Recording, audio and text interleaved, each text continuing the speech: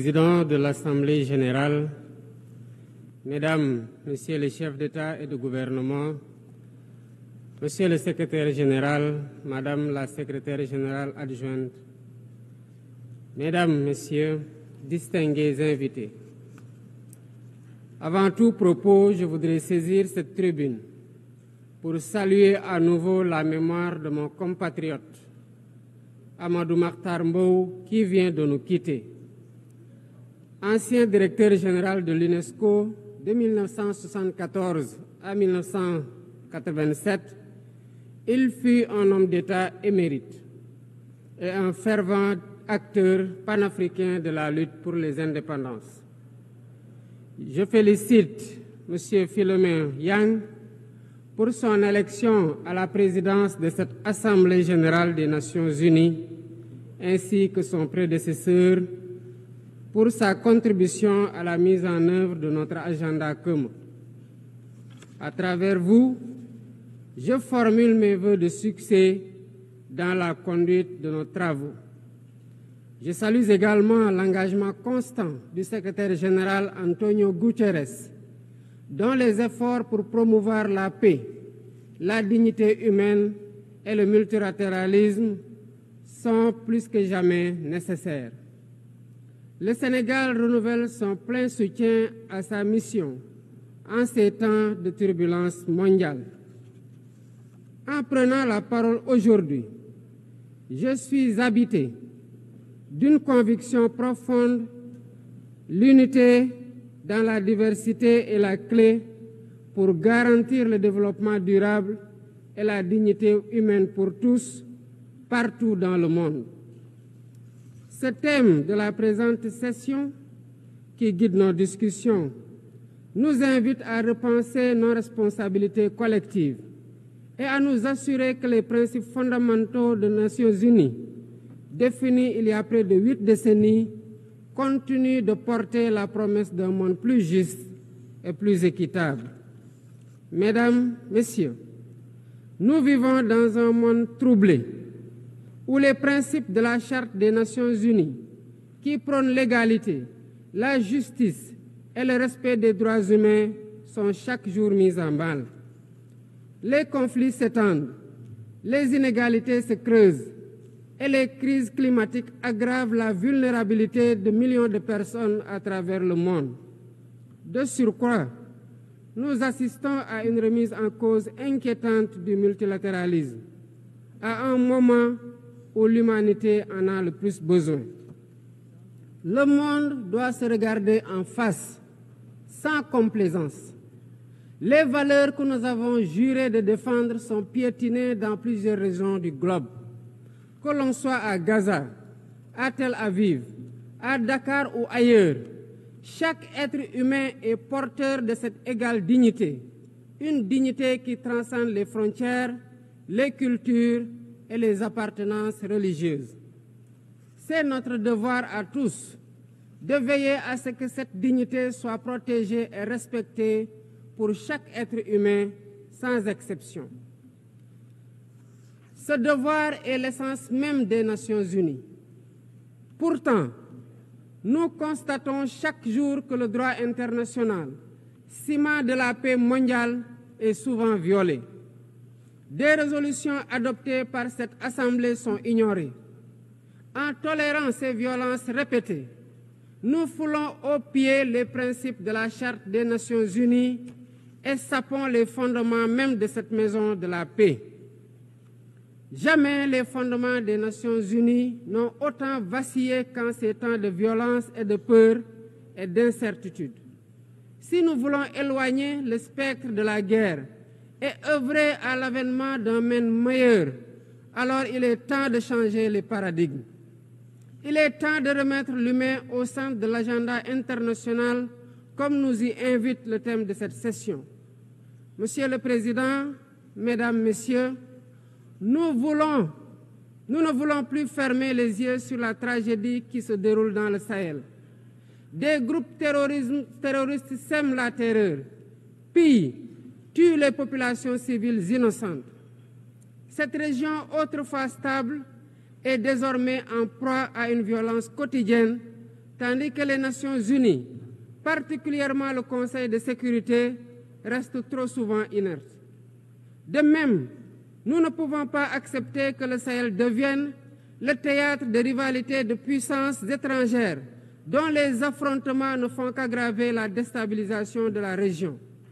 Je dois rappeler ici que la paix et la sécurité de l'Afrique sont indissociables de la paix mondiale. Il est impératif que le Conseil de sécurité remplisse pleinement son rôle de garant de la stabilité internationale. J'exprime à nouveau la préoccupation du Sénégal face à la situation tragique qui perdure en Palestine. Des générations entières y ont grandi sous l'ombre de l'oppression, privées de leur droit fondamental à un État viable. Le Sénégal, en tant que président du Comité pour l'exercice des droits inaliénables du peuple palestinien, appelle à un cessez-le-feu immédiat et durable. Nous réitérons notre soutien à la solution des deux États, avec Jérusalem-Est comme capitale de la Palestine, conformément aux résolutions pertinentes des Nations Unies. Cette guerre qui n'épargne ni femmes, ni enfants, ni infrastructures vitales est une plaie ouverte sur la conscience internationale. Il est impératif que le droit international humanitaire soit rétabli dans toutes les zones de conflit et que les Nations Unies jouent pleinement leur rôle de médiateur et de garant de la paix. Mesdames et messieurs, la paix n'est pas seulement l'absence de guerre. La paix, c'est aussi la possibilité pour chaque être humain de vivre dans la dignité, de se nourrir, de se loger, de s'éduquer et de recevoir des soins. Or, aujourd'hui, plus de 750 millions de personnes ne mangent pas à leur faim et des millions basculent chaque jour dans l'extrême pauvreté. Ces chiffres éloignent de plus en plus le monde des objectifs de développement durable fixés pour 2030. Nous ne pouvons plus accepter que les mécanismes de gouvernance mondiale continuent de reproduire ces inégalités. Il est alors temps de rompre avec la logique du chacun pour soi et de bâtir un nouveau contrat social global fondé sur la solidarité et la coopération. Ce contrat doit inclure des réformes majeures pour s'attaquer aux défis politiques, économiques, environnementaux de notre époque. Premièrement, il est impératif de sauvegarder et de renforcer le multilatéralisme comme cadre unique d'action pour la paix et la sécurité internationale. Cela passe par une réforme urgente des institutions mondiales, notamment le Conseil de sécurité, le FMI, la Banque mondiale, afin qu'elles soient plus inclusives et qu'elles reflètent les réalités géopolitiques et économiques actuelles. Le continent africain, en particulier, doit avoir une place plus importante dans ces instances de décision. Deuxièmement, il est temps de corriger les injustices économiques qui freinent le développement de nombreux pays du Sud. Le commerce illégal, l'évasion fiscale, les flux financiers illicites et les congés fiscaux abusifs ruinent les pays en développement, notamment en Afrique. Ces injustices doivent être corrigées pour permettre à tous les pays de participer pleinement au commerce mondial et de bénéficier de la croissance économique.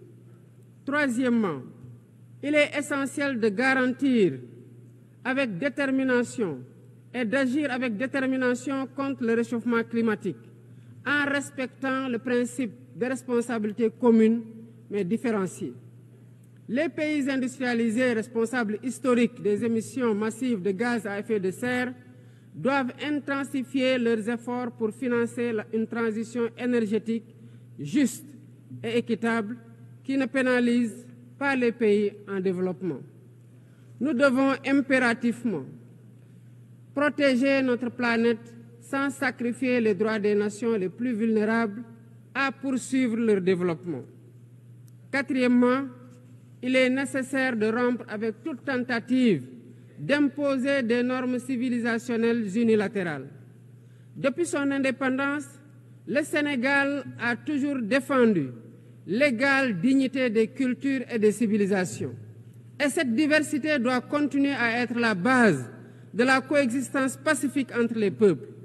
Aucune nation ne devrait imposer aux autres ses pratiques ou ses valeurs comme normes universelles. Le respect des différences est le fondement de la stabilité et de la paix dans le monde. Mesdames et messieurs, le Sénégal est fermement engagé dans cette voie. Nous avons choisi de bâtir un État résolument tourné vers le développement durable avec des initiatives ambitieuses dans des domaines tels que les énergies propres, la souveraineté alimentaire et la gouvernance transparente. Mais nous savons que pour réussir, nous avons besoin de l'action collective et de la solidarité internationale. Aucun pays, aussi puissant soit-il, ne peut relever seuls les défis qui menacent l'humanité. Il nous faut donc agir ensemble, unis dans la diversité, pour construire un avenir où la dignité humaine est respectée, où la justice prévaut et où la prospérité est partagée.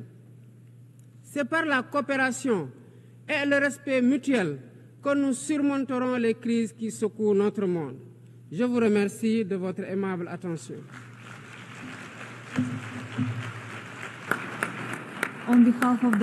Au nom de l'Assemblée, je remercie le président de la République du Sénégal.